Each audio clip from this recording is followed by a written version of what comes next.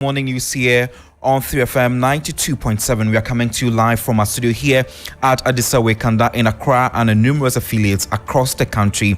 We are live also on 3news.com as well. Coming up this morning, Humanist Association of Ghana, a civil society group against the anti-LGBTQ bill, questions relevance of the bill following Parliament's adoption after second reading. Meanwhile, the adoption of the bill did not happen without drama. We will tell you why. Also, in the morning's bulletin, meeting between organized labor and Sunon Asogli management reconvenes today after Wednesday's meeting ended inconclusively, and agitating Food Suppliers Association members picketing at the National Food Buffer Stock Company premises for the third day, and they have resolved to remain there until the outstanding arrears are paid. We have details of these and some of the stories coming your way shortly. Please do stay with us.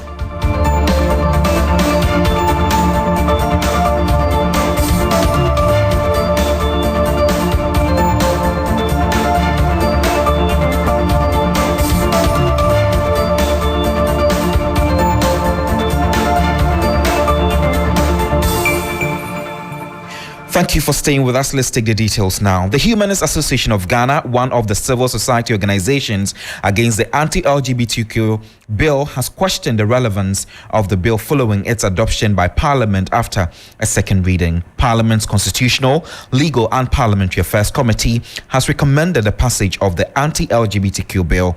The bill on promotion of proper human sexual rights and family values prescribes lesbian, gay, bisexual, queer and relevant activities. It recommends punitive measures against such acts or their promotion while providing for the protection and support of children and persons who are victims of the practice. On Wednesday, the bill was read in Parliament for the second time, paving the way for a debate. But the Executive Director of the Humanist Association of Ghana, Michael Asediba, is not enthused, asking government to focus on what he termed more important issues. We are in an economic crisis. We face so many pitfalls. Our health sector is in shambles. Our educational system is nothing to write home about. And yet we have our lawmakers making the time and effort to debate issues that should have been left in the privacy of the bedroom. Yes, our objections have always been about the relevance of this debate at this point in time. And it's a minority rights issue. Yes, there are other things to discuss, but we are a growing economy. We have so much corruption, so many economic problems. We have so many fiscal issues that need to be addressed. Address our bread and butter issues before you start addressing okay. Meanwhile, Communications Minister and Member of Parliament for Ablekuma West on Wednesday clashed with the MP for Tamale Central, Ibrahim Murtala Mohammed, on the floor of Parliament over what she termed unsavory comments on the anti-LGBTQ bill, Law 2021.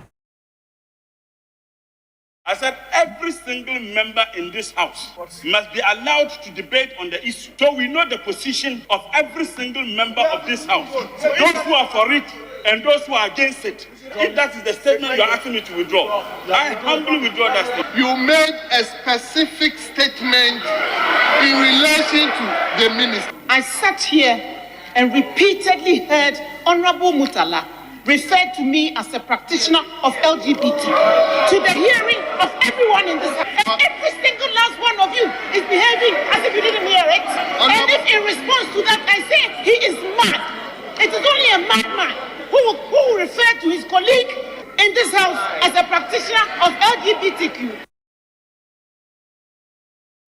Let's turn attention away from the LGBTQ issues, and former Member of Parliament for Asante Mampong, Francis Adeyinimo, will be the next and last of the 10 candidates to be vetted today following the vetting of 9 other candidates in the New Patriotic Party's presidential race.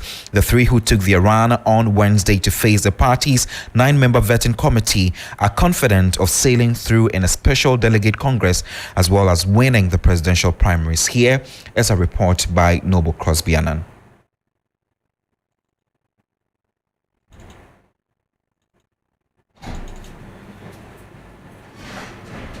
Dr. Kofi Konadu-Apreku.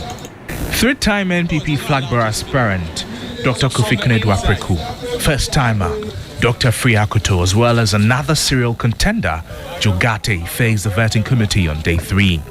After spending about 2 hours before the committee, economist Dr. Konadu Apreku declined speaking with the media. Then came the former Greek minister, Dr. Friya Akoto. The campaigning is going well. You know, we started Greater Accra, and the reception has been wonderful. We're doing a tour of the regions. Joe Gate, who is not new to the vetting process, is confident he will come out successfully. Everything is going up. I'm at the place where I wanted to be at this time, and I'm very confident. God willing, I'll be part of the first 5. Meanwhile, the debate on who has the largest support base among members of parliament from the NPP ahead of the presidential primary is up again after Lambusi MP Bright Yelvi Baligi described as a lie suggestions that up to 120 MPs have thrown their weight behind Vice President Dr. Mahamudu Bawumia. The MP, while joining the former Trade Minister Alan Kojo-Kyerematen on his delegates Durbar in Accra, argued 60% of legislators from the majority side are backing Alan, but are pretending only for fear of losing. From the side of Alan, but are pretending only for the fear of losing for the positions and the seat in Parliament. And there's more in this particular report. And let me tell you, don't be threatened, don't be alarmed, don't be scared about any figures people are throwing out there. Or this number of MPs, 118 MPs support a particular candidate, 120. It is not true. I repeat, it is not true. Individuals can talk about their support, but you can't talk about where others belong. I know what I'm talking about, and at the appropriate time, we will talk about it. The meeting between organized labor and Sunan Asogli management ended inconclusively. It was to be reconvened today, but parties agreed to meet with conclude discussions on the 3 dismissed unionized workers. Meanwhile, organized labor says its intended July 10 strike still stands. Dr. Yaoba is the Secretary General of Trades Union Congress, and he has been speaking in the following report. We were at the Ministry of Employment from around 11 o'clock. We came back to the National Labour Commission at 4. It was a long and very fruitful engagement. So we are hoping that tomorrow we fixed another meeting for 2 o'clock at the Ministry of Employment. We are hoping that we can get a deal. We have made some progress. There are issues that we have put before the Commission, and those are the issues we are discussing, including the reinstatement of our brothers. We will engage management at 2 o'clock, and we will try and resolve all the issues. After that, we will determine whatever we do after that. You are listening to the morning news here on 3FM 92.7 with me, Godwin Asediba. Let's do more stories. Member of Parliament for Ascent North constituency, James Jechukwesen, has filed for a review of the May 7 order by the Supreme Court to have his name expunged from all records of Parliament. In the review, which was filed at the Apex Court on Wednesday, July 5, lawyers of Jechukwesen, among others, are questioning the time of nomination adopted by the justices as the time for determining whether allegiance is owed to the country other than Ghana for purposes of applying Article 94 Clause 2 of the Constitution. The Ascent North MP is back in court today as his lawyers file for a stay of execution on his criminal case at the Accra High Court, depending on the outcome of an appeal at the Court of Appeal. And do trust us to get our cameras and our recorders rolling to get you all the details subsequently when it proceeds in court today. But it is today, and it is day 3, I beg your pardon, since Agitating Food Suppliers Association members began picketing at the National Food Buffer Stock Company premises to demand payment of arrears owed them by government. They insist they will only leave if they are paid the outstanding arrears. My colleague George Quaining has been following this particular report. The arrears have been long overdue, so the picketing is the only option. Every 40 billion. I am owed more than 4 million cedis. We cannot even stay at home because creditors are pursuing us. We can't even pay calls. Life is very unbearable for us. And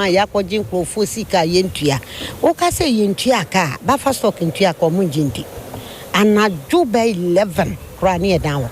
The betimi me free and say money musika na monko. The chief of Miemia in the Hunter West municipality of the Western region, Nana Koja IV, has given government a 2-week ultimatum for construction works to commence on the town's roads or face a massive demonstration in the area.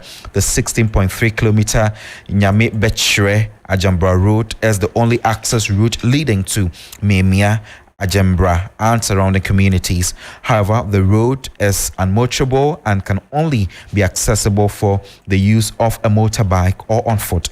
According to the chief, Nana Koja IV, the road was awarded to a contractor which limited their movement in 2021 at a contract sum of over 35 million cedis with funding aid from the Ghana National Petroleum Corporation. The project was expected to be completed within 1 year, but work is yet to commence with machines abandoned on site. You can find these and more stories if you log on to 3news.com. And that's how we end the news here on 3FM 92.7 with me, Godwin Asediba. The show continues shortly. To stay with us and have a good morning.